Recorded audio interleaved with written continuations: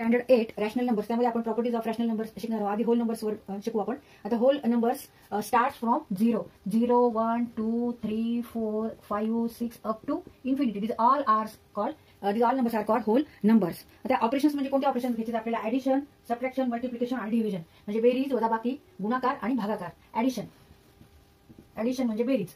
तर कोणतेही दोन होल नंबर घ्यायचे, त्यांची बेरीज करायची आणि त्याचा आन्सर होल नंबर येतं का नाही ते बघायचं. आता इथे आपण होल नंबर पैकी कोणतेही 2 नंबर्स घेऊ. समजा 1 + 2 equal to 3 and 3 is also whole number.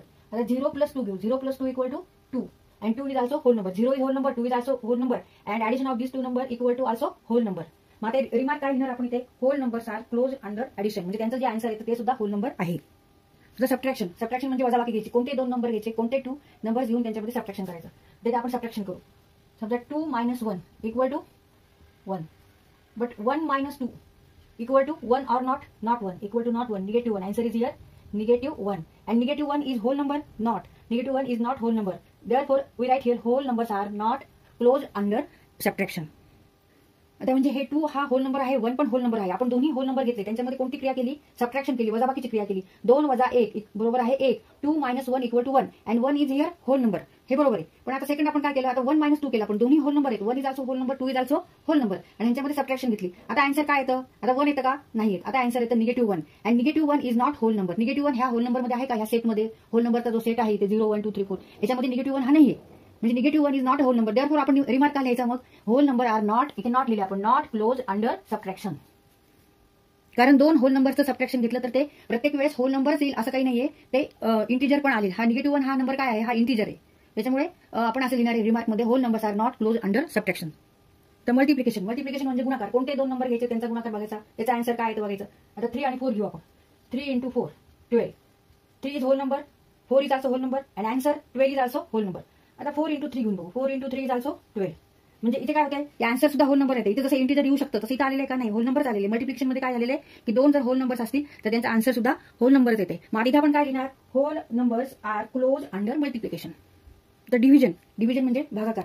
तर कोणत्याही 2 संख्या घ्यायच्या ज्या होल नंबर्स आहेत, तर ह्याच्यातल्याच नंबर्समध्ये आपण समजा आपण 5/2 घेतलं. 5/2 डिवाइड करायचं आपल्याला. 5 / 2 असं जर आन्सर काढण्याचा आपण प्रयत्न केला तर ह्याचं जे आन्सर येईल ते answer is not whole number.